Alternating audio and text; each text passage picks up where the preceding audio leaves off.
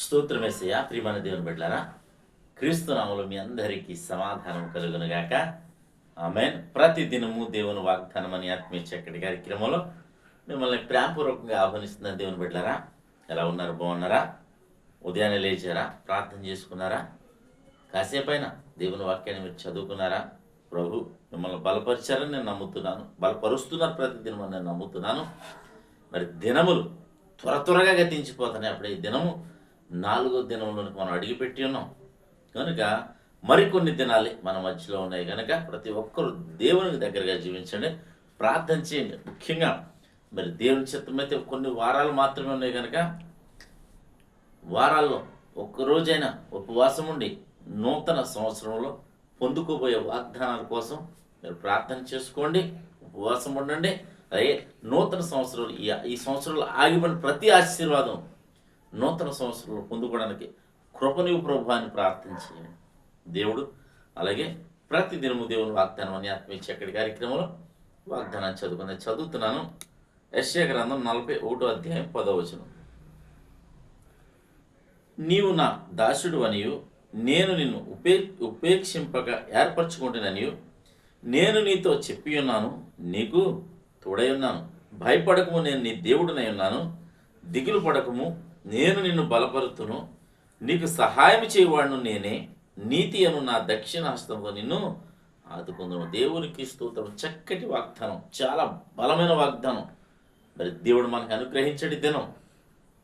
నీతి అని ఆయన దక్షిణ హస్తముతో మనకడు ఏం చెప్తున్నాడంటే, నిన్ను ఆదుకుంటానంటున్నాడు, నిన్ను బలపరుస్తానంటున్నాడు, నీకు నేను దేవుడినై ఉంటానంటున్నాడు. దేవునికి స్తోత్రం. హల్లెలూయా. మరి ఉదయాన్నే మరి ప్రభువుని చేర్చుకుంటావని హృదయంలోనికి ఆయన నిన్ను బలపరచడానికి సిద్ధంగా ఉన్నాడు, నిన్ను ఆదుకోవడానికి సిద్ధంగా ఉన్నాడు. కనుక ప్రతి ఒక్కరూ మన పరిస్థితులు దినాలు చెడ్డవి కనుక మరి శపించబడిన ఈ లోకంలో మనం ఉన్నాం.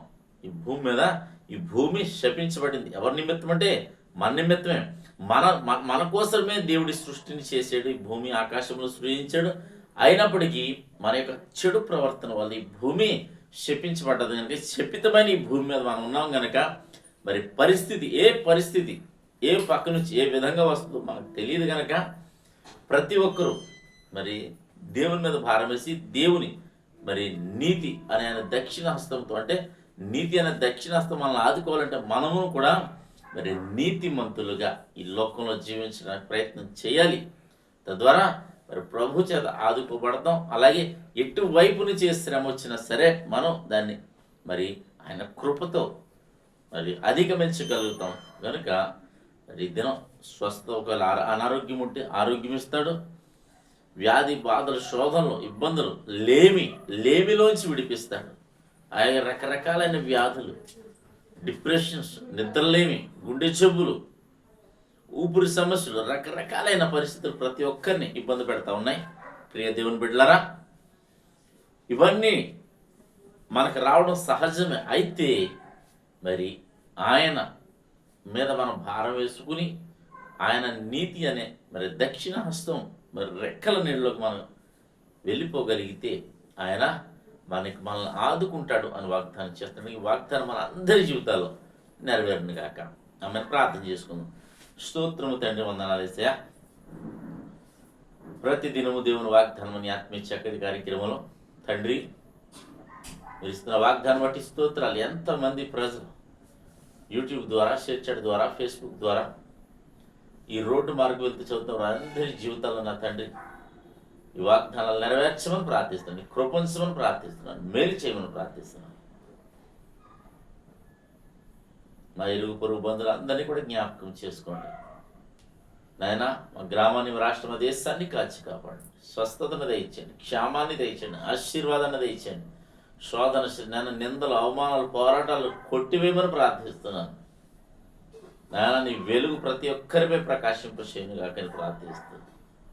దినం ఎవరైతే మ్యారేజ్ డే బట్టి బిడ్డలందరికీ క్షేమాన్ని, సమాధానాన్ని ఈ సంవత్సరం అంతా నీ దయకెట్టడం నుంచి వేరే మహిమ పొందమని, ఎక్కడెక్కడైతే క్రిస్మస్లు జరుగుతూ ప్రతి చోట సేవకులను, సంఘాలను నాన్న అందరినీ నీ తట్టు త్రిప్పుకుని రక్షణలోనికి నడిపించమని, కృపించమని నీ మహిమతో ప్రతి ఒక్కరిని నింపని క్రీస్తు నామములో అడుగుచున్నాం పరమ తండ్రి.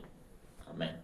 నేను నమ్ముతున్నాను ప్రియమందిని బిడ్డలారా, ప్రభు అందరినీ బలపరిచిన విధానం బట్టి ఒకసారి గట్టిగా అందరికీ మరి దేవునికి స్తోత్రం చెల్లిస్తూ, ఇదని ఎవరైతే మ్యారేజ్ పట్టి మీ అందరికీ క్రీస్తు నామములో శుభాలు తెలియజేసిన దేవుడు నేను కుటుంబాన్ని బాగా దీవించును గాక.